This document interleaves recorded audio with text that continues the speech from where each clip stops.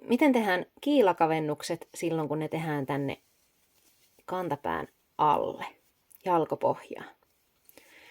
Mulla on tässä ranskalainen kantapää, mutta tämän pohjaan tehdyn kiilakavennuksen voi tehdä mihin tahansa sukkaan, missä poimitaan silmukoita kantalapusta, jolloin on tarve sitten sieltä 2 puikolta vähentää niitä silmukoita. Kerros vaihtuu tästä keskeltä kantapäätä.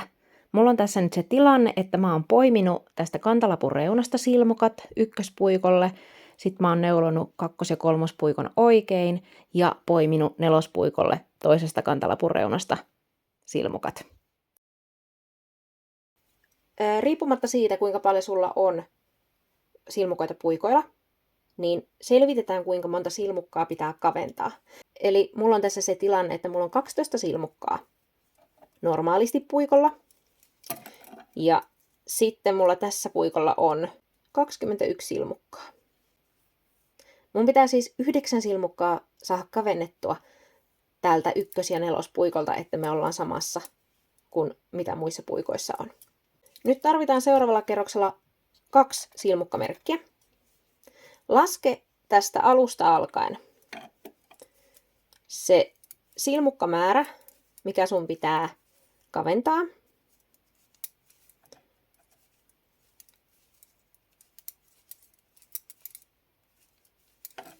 Eli mulla se on 9 plus 1 silmukka. Ja siihen laitetaan silmukkamerkki.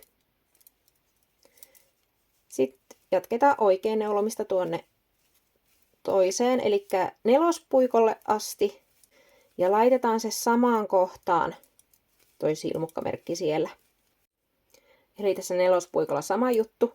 Tänne kantapään keskeltä laskettuna, niin siihen pitää jäädä se sun kavennettavien silmukoiden määrä plus 1. Ja siihen laitetaan silmukkamerkki. Eli mulla se oli se 9 plus 1, 2, 4, 6, 8, 9 plus 1.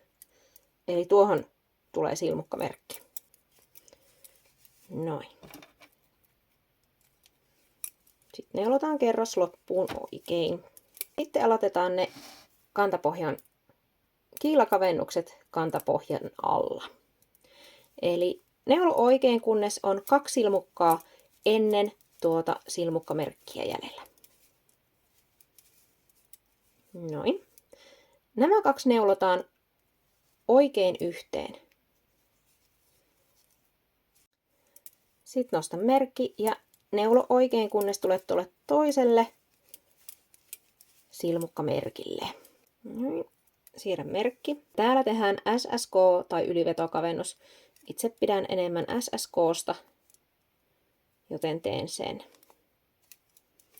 Ja neulotaan kerros loppuun. Eli me halutaan tällä puolella kantapäätä halutaan oikealle kallistuva kavennus, sen takia sieltä tehdään 2 oikein yhteen. Ja tällä puolella me halutaan vasemmalle kallistuva kavennus, ja sen takia siellä tehdään SSK tai ylivetokavennus, jotta siitä saadaan kaunis kavennusrivi. Ja kavennuskerroksen jälkeen neulotaan kokonainen kerros oikein, jonka jälkeen kavennuskerros taas toistetaan, kunnes 1. ja 4. puikoilla on silmukkamerkkien välissä jäljellä yhteensä 2 silmukkaa. Täällä on kantapää ja kiilakavennukset tulee tänne jalkapohjaan. Tämä on tosi siisti tapa silloin, jos sä teet esimerkiksi pitsisukkaa ja sä haluat, että se sun kuvio jatkuu kauniisti, niin silloin nämä kiilakavennukset ei häirihe sitä kuviota, vaan sen saa jatkumaan koko jalkapöydän levyydeltä.